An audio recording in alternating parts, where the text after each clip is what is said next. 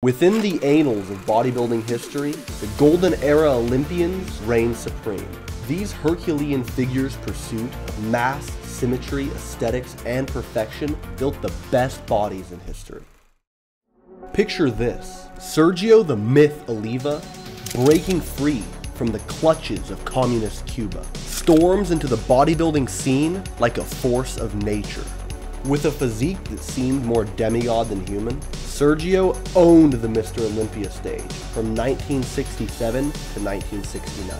The Americans, they were afraid to come to the stage. They give me all the trophies because they don't want to compete. Even the mightiest have their challengers.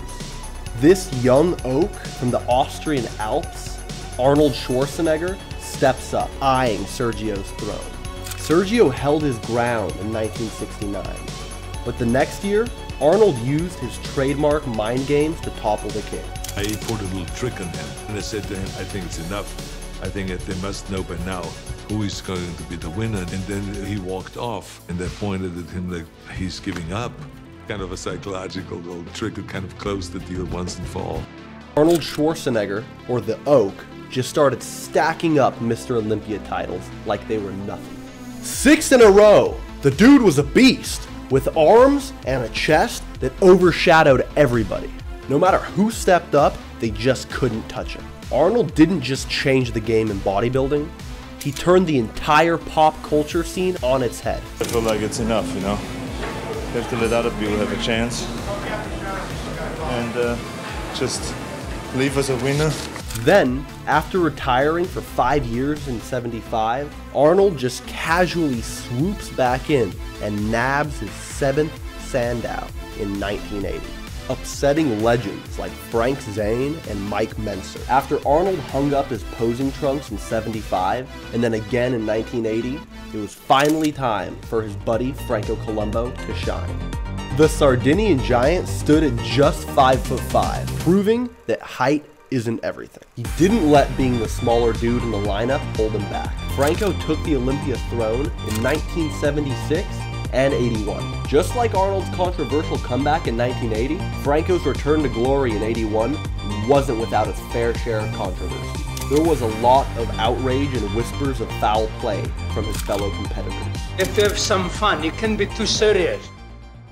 After Franco Columbu's retirement in '76, in comes Zane, the dude everybody calls the king of aesthetics. His physique was just like a Greek statue, all about aesthetics, symmetry, and just the right proportions. What we're doing is working on creating a perfect body, and it's a very elusive thing.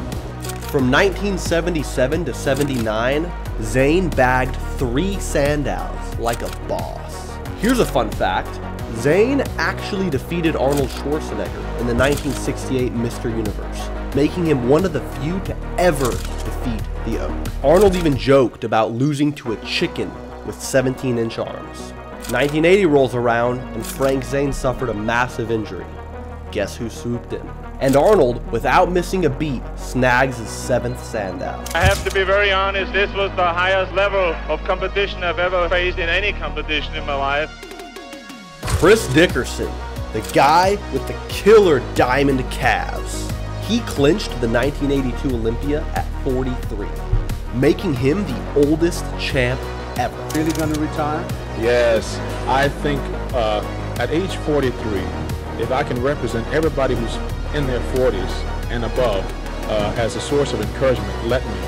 And I think I'd like to coach now and add to the sport of bodybuilding in another way.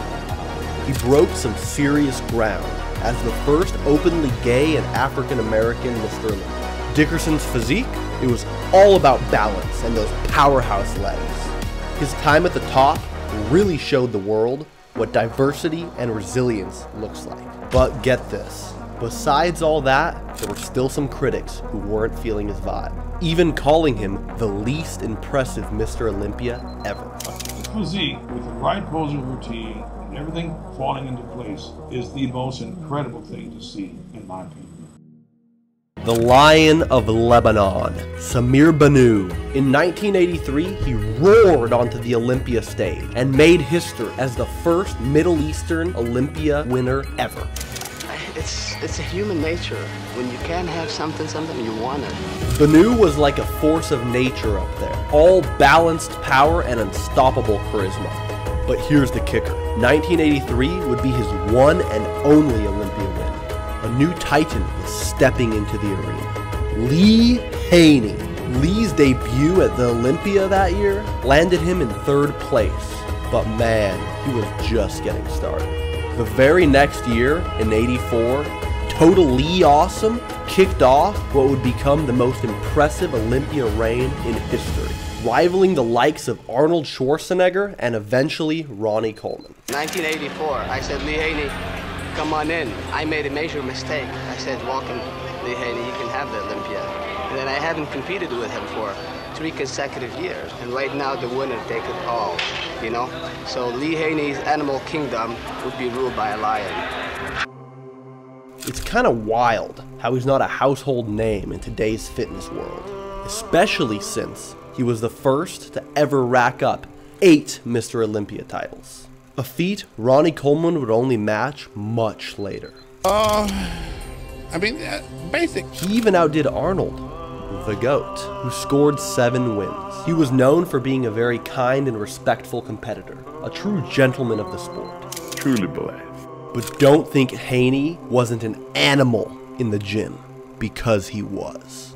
From '84 to '91, he owned that Olympia stage. Lee's retirement would mark the end of the golden era of bodybuilding. Listen, be strong, love each other, God bless you. And then came the mass monsters era. What do you think about that shift? Make sure to check out our site, ufafitness.com, for old school training programs, at-home workout gear, and anything fitness related. We'll catch you there.